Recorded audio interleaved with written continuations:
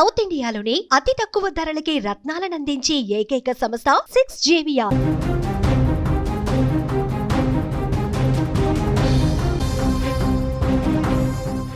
ఉత్తరాఖండ్లో వర్షాలు దంచుకొడుతున్నాయి. ముఖ్యంగా డెహ్రాడూన్లో బీభత్సాన్ని సృష్టిస్తున్నాయి. అక్కడ భారీ వరదలు, విపరీతమైనటువంటి వర్షాన్ని దాటికి తీవ్ర భయాందోళనకు గురవుతున్నారు అక్కడ ఉన్నటువంటి ప్రజలందరూ కూడా. గత సంవత్సరం మనం చూసాం 2025లో ఉత్తరాఖండ్లో కురిసినటువంటి దారుణమైనటువంటి వర్షానికి అనేక మంది అక్కడ ప్రాణాలు కోల్పోయినటువంటి ఘటనలు మనం కళ్ళ ముందు ఇంకా కల్లాడుతూనే ఉన్నాయి. గ్రామమే కొండ చర్యలలో కొట్టుకుపోయినటువంటి దృశ్యాలు గత సంవత్సరం మనం చూసాం. ఇప్పుడు కూడా సరిగ్గా అలాంటి పరిస్థితులే కనిపిస్తున్నాయి. భారీ వర్షానికి అక్కడ కొండ చర్యలు విరిగి పడుతున్నాయి.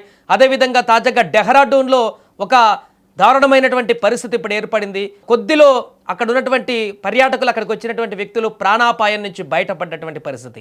డెహ్రాడూన్ పోలీస్ స్టేషన్ పరిధిలోని సంతలదేవి ఆలయం పరిధిలోని నదిలో 7గురు చిక్కుకున్నారు.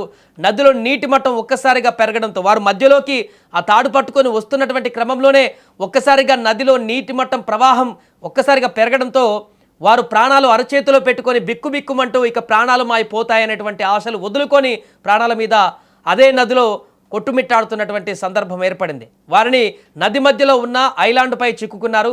ఇక చుట్టూ నీరు చేరడంతో వారు అక్కడే చిక్కుకుపోయారు. అనంతరం వారిని ఎన్డీఆర్ఎఫ్ బృందాలు తాళ్ల సహాయంతో ప్రత్యేకమైనటువంటి రక్షణ బృందాలు అక్కడికి చేరుకొని వారిని అక్కడి నుంచి తీసుకువచ్చారు. సమాచారం అందిన వెంటనే చేరుకున్నటువంటి ఎన్డీఆర్ఎఫ్ బృందాలు వారిని తాళ్ల సహాయంతో సురక్షితంగా ఒడ్డుకు చేర్చడంతో అందరూ ఊపిరి పీల్చుకున్నారు.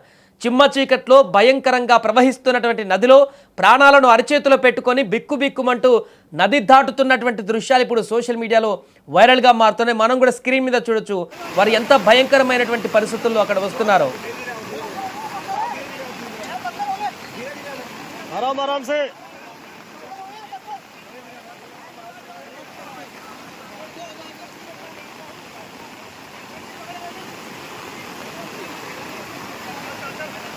సో అక్కడ ఏ చిన్న పొరపాటు జరిగినా కూడా ఆ నది ప్రవాహం ఎంత వేగంగా ఉంది చూడండి. వీరు ఆ నది అటువైపు దాటేటప్పుడు ఇంత ప్రవాహం లేదంట. అప్పుడు నార్మల్గానే ఉంది.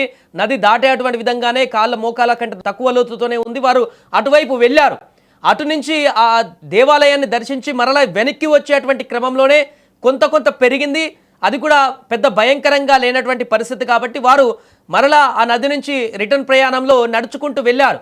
ఎప్పుడైతే ఆ మధ్యల వరకు నడుచుకుంటూ వచ్చారో ఊహించని విధంగా పైనుంచి వచ్చినటువంటి వరద, అంతకుముందే పైనుంచి పెరుగుతూ వస్తున్నటువంటి వరద క్షణాల్లో వారు 10 అడుగులు వేసే లోపే వారి నడుము లోతు వరకు పూర్తిగా ఆ ప్రవాహం వేగం పెరిగినటువంటి సందర్భం ఏర్పడింది. వెంటనే ఆ మధ్యలో నది మధ్యలో ఉన్నటువంటి ఒక చిన్న ఐలాండ్ లాంటి ప్రాంతంలో అక్కడే ఉండడం చేత వారు వెంటనే ఆ ఐలాండ్ గట్టు మీద నిలుచున్నారు. అంతా నిలుచున్నారు కానీ విపరీతమైనటువంటి నది ప్రవాహం అయితే పెరుగుతూ వచ్చింది. ఐలాండ్ చుట్టూ మొత్తం కూడా ఆ నది వేగంగా పెరుగుతూ ఇంకాసేపట్లో ఆ నది ఐలాండ్తో సహా చిన్న గుట్ట లాంటి ప్రాంతం, అదంతే చిన్న అక్కడ మట్టి కుప్ప లాంటి ప్రాంతము.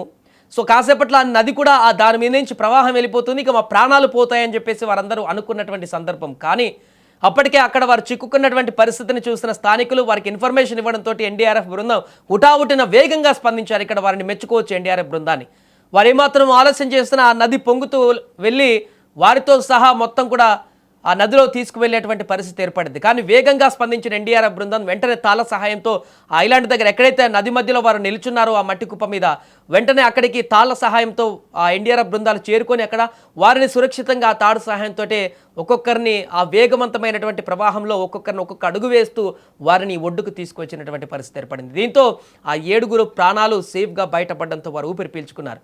ఇక్కడే కాదు, ప్రస్తుతం ఎక్కడ చూసినా కూడా ఉత్తరాఖండ్లో ఇదే రకమైనటువంటి పరిస్థితి. రాష్ట్రంలో విపరీతమైనటువంటి వర్షాలు కురుస్తున్నాయి. అక్కడ 128 రహదారులు, అందులో 2 జాతీయ రహదారులు కూడా మూతపడ్డాయి గత వారం రోజుల నుంచి. ఈ వర్షాలు మౌలిక సదుపాయాలను నాశనం చేయడమే కాకుండా డెహ్రాడూన్లో ఒక మహిళకు గాయాలు కలిగించాయి. గతంలో కొన్ని రోజుల క్రితం అనేక జిల్లాలలో రహదారి కనెక్టివిటీ కూడా అంతరాయం ఏర్పడింది. రాష్ట్ర అత్యవసర కార్యకలాపాల కేంద్రం ప్రకారం గత కొన్ని రోజుల క్రితము వర్షాల కారణంగా మట్టి కూల్పులు రాష్ట్రంలో రవాణాను తీవ్రంగా ప్రభావితం చేశాయి. అంటే కొండ చర్యలు రహదారులపైన, ఆ యొక్క ఘాట్ రోడ్లపైన విరిగిపడి చాలా ప్రాంతాలలో రోడ్లన్నీ కూడా బ్లాక్ అయిపోయాయి. మనం అక్కడ చూడొచ్చు రోడ్లు కొన్ని ప్రాంతాలలో కూడా నదులను తలపిస్తున్నటువంటి పరిస్థితి. రిషికేశ్ యమునోద్రి జాతీయ రహదారి స్నాన చట్టీలో కూడా మట్టి కూల్పు కారణంగా 3వ రోజు అక్కడ కొన్ని రోజులుగా మూత పడుతూనే వస్తుంది దారంతా కూడా. అధికారికులు ప్రభావిత ప్రాంతాలలో మట్టి మరియు పెద్ద కళ్ళను తొలగించడానికి జాతీయ రహదారుల విభాగం బృందాలు కూడా 24 అవర్స్ అక్కడ పనిచేస్తూనే ఉన్నారు. అత్యవసర వాహనాల రవాణా కోసం ప్రత్యామ్నాయ మార్గం కూడా సిద్ధం చేయబడింది.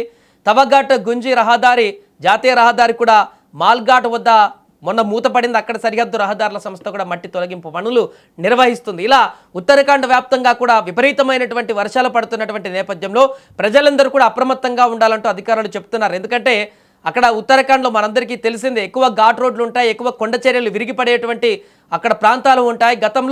గత సంవత్సరం చూసాం అక్కడ ఎంత దారుణమైనటువంటి పరిస్థితులు ఏర్పడ్డాయో. చాలామంది పదుల సంఖ్యలో ప్రాణాలు కోల్పోయారు హెవీ వర్షాల కారణంగా. మరలా ఇప్పుడు అలాంటి సిచ్యువేషన్సే కనిపిస్తున్నాయి కాబట్టి జాగ్రత్తగా ఉండాలి. కొండ చర్యల ప్రాంతాలలో ఉన్నటువంటి ప్రజలు అప్రమత్తంగా ఉండాలి. లోతట్టు ప్రాంతాల ప్రజలు కూడా సేఫ్ ప్లేస్కి వెళ్ళాలంటూ కూడా సూచనలు చేస్తున్నారు. ఏదేమైనా ప్రస్తుతము ఉత్తరాఖండ్ డెహ్రాడూన్లో నదిలో చిక్కుకున్నటువంటి వీరును బయటికి రావడం అనేది, దానికి సంబంధించిన వీడియో దృశ్యాలు అయితే ఇప్పుడు సోషల్ మీడియాలో విపరీతంగా వైరల్ అవుతున్నాయి.